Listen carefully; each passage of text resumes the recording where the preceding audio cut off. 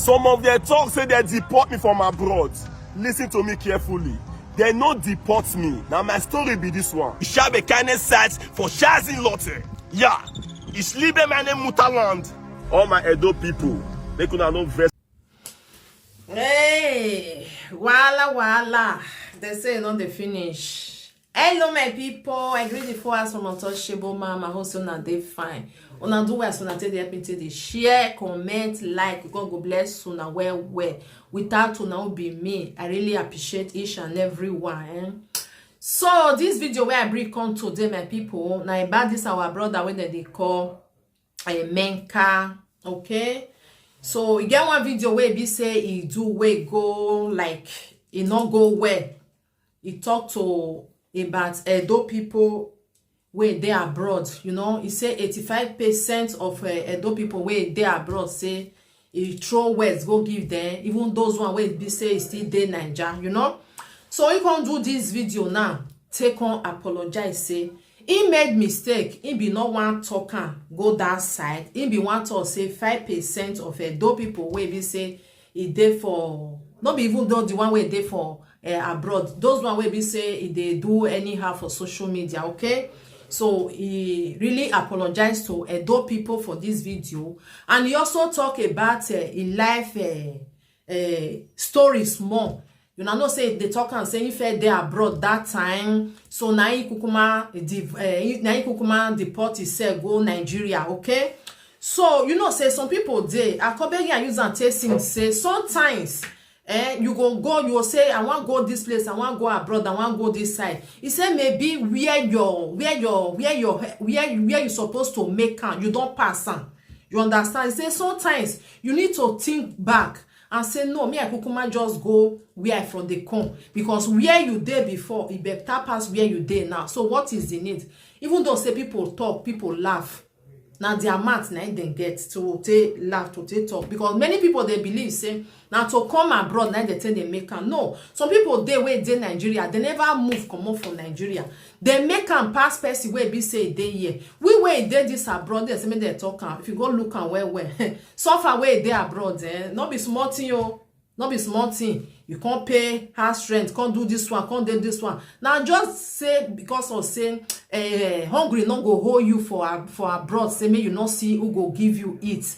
Because to the if you don't say maybe you not get, if you go carry tax, then go give you. Now that one ain't a better pass say in Nigeria you not go see carry tax where it go help you. Nowadays now it don't they small all this foundation that don't see they try well, okay. And the road and everything, the economic and the say road good or you know, and now that one ain't they different. Even many people say where they from the Nigeria self. If they say they want come abroad today, they feel come with visa. You understand? Then they okay, you know. So now be that one. So you can do this video. It apologize to many of Edo people. Say make them no vex because of the words when you use. You know, now not say get bege with social media president as he arrest and all these things. You know, so he can't still live on. So many things can they fly up and down. So he can't do that video. Can't use and say throw mat go many Edo people, which is very bad, you know. So you know say with the Edos, they love everybody. No, even though say you be Hausa or you be this one, you be that one, we not care. We open our door, say you are welcome, come in. But the important thing, may you not come they do gaga, come say you do that you know pass us. Now that one ain't no good. And the person still do something. You see, apologize, say I'm dead sorry. I be no one talk and go the other side. With the Edo, we still they take and say okay. So far maybe say now that first time you not go try and again, because if you do it for the first time, we go use and say okay, problem no day. It constantly apologize. But if you constantly do it again, meaning you know what they do, you understand? And meaning they take and they talk say or now where you know they make you do it. So I will play the video for now. May we watch it. Waity brother Mike talk, okay, because he talk many things for there. He really apologize because even to the end of the video he even talk and say he no be one go to that extent, okay. Let's listen to a video. Some of their talk say they deport me from abroad. Listen to me carefully. they no deport me. Now my story be this one. Ich habe keine Zeit for chasing Lotte. Yeah, ich liebe meine Mutterland. All my Edo people, they could not vex. Say they deport me, say I commit abomination, I dey sell drug, different things. No that. Abroad no be do all that thing. Some people destiny dey for this country, but now they force themselves to live for abroad. I want. You say this thing where brother Mike talk, so not be lie.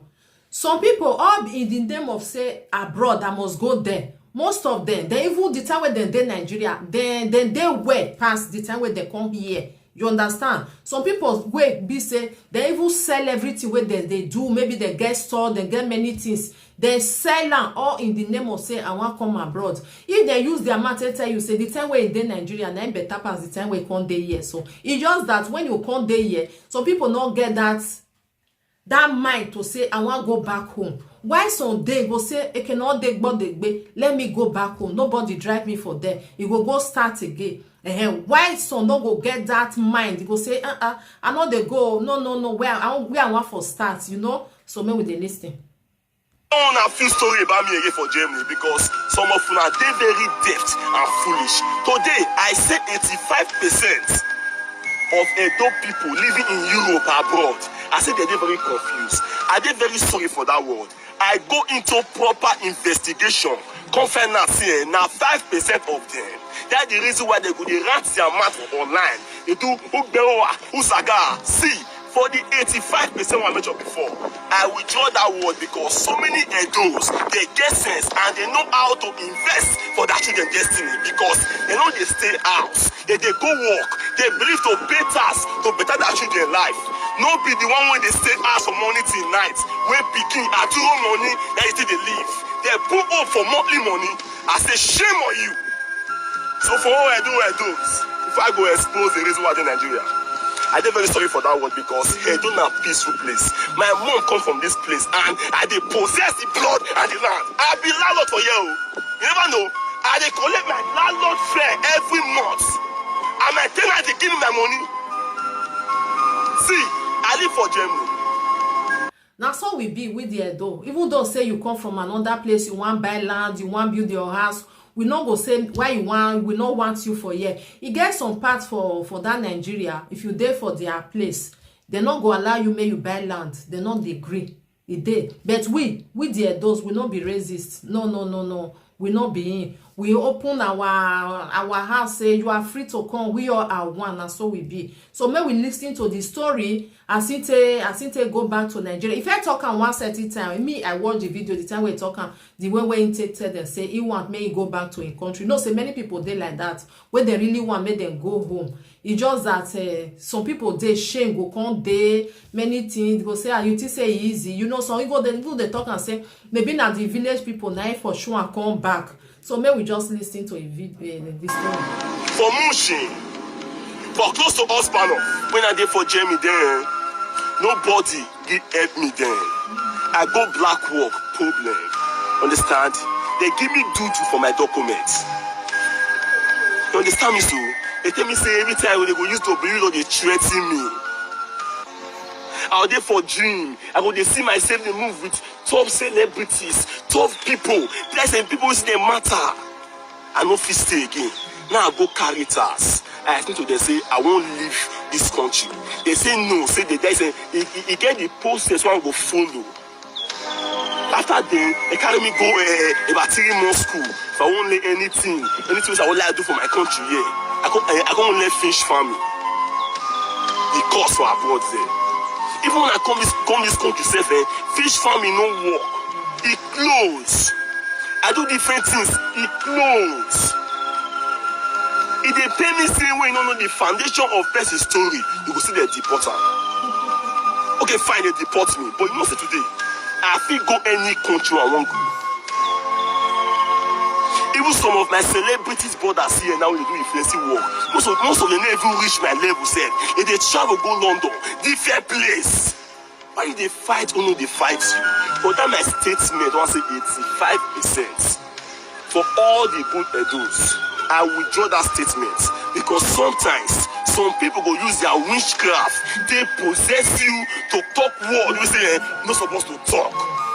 una know una self. Forget of say una full abroad, they drag me. If na here you dey, if na here you dey, you go understand say water and keke look alike, but they get different tastes. I be celeb. I know be that say I know you do saga. Chizing. Emotion and Emmanuel. That is say I don't see the worry that is say no go dey misbehave. I get so many Edo people want they respect. What be say yes, they really meet the betterment of these states. I don't say these people not there for social media. They don't do influencing work, nothing. You never hear and see their cause. They even put all their hope in Jesus. They know how to pray, how to pay their different things. That's the reason why I kind of say I did very sorry for that word. That 85% is too much because they don't have a peaceful place. See today now, they fight for east, fight for no different place, but they don't calm because the government for this state bring out vigilante. So police when they work their work, they drive different nuisance people out of the state. But for them when they grant their man for live video, see, you can never see person when they grant a man for each other. Almost all of the way they do for live video, do their foundation where they for the come. I know they do saga, I be celebrities. Shake my friends. Understand? No, I know they do saga, I know they drag me out. If you want to go your page, go in a peaceful protest. With your 5% people, one of the hands on the mat online. They fool on themselves. Take me out of this thing. Dragging me online will make you fear for life. Yes. It will reduce your account to nothing. It will reduce your life to nothing. Dragging myself if you even make your wife run with you. Because you go say that you go say you dey play with fire. Watch your page. If any of them dey above 150,000 followers for Facebook, may God punish me. Check out. See people when they do saga, they will never pass 80,000 followers because they possess with the spirit of witchcraft. They don't know. They don't know. They don't know. He must away me and that. Oh, boy, calm down in life. For that 85% I talk, temper justice with mercy. I no vex. They don't have peaceful place. Understand? We need peace. That's the reason why. We not vex because we not say if it happen, you understand. You know say sometimes when you dey vex, you go talk with you not supposed to talk. The important thing like be say if you come out, come like address the issue, say I'm sorry. Not be so I be one take and go. I be one just say something like this so it can't go the other side. So for me, even the time where I see the video, I know say in as it talk is very wrong, you understand. I know say it go still come out because 85 you know get as it be na edo na you know if edo asogo ma edo odion aga say edo ye odion because now make some people not even they talk say maybe 85%, 2%, 3%, they don't they put any percent. They will say some of them. You understand? That makes some people they use and like me now. If I want to talk about our people, I'll say some of them.